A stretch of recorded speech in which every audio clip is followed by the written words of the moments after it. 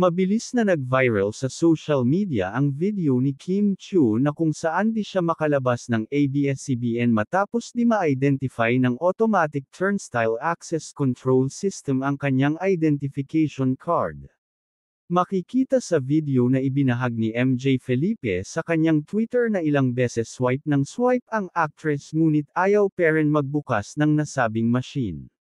Makikita rin sa video kung gaano natawa ang kasama niyang sina Ami Perez at MJ Felipe habang swipe ng swipe ang actress. Narito at panoorin natin ang video. Okay, so we're here at the lobby and guess what? Awa na na, lalabas ako please. Hindi siya makalabas. Alam ko naman bawal lumabas.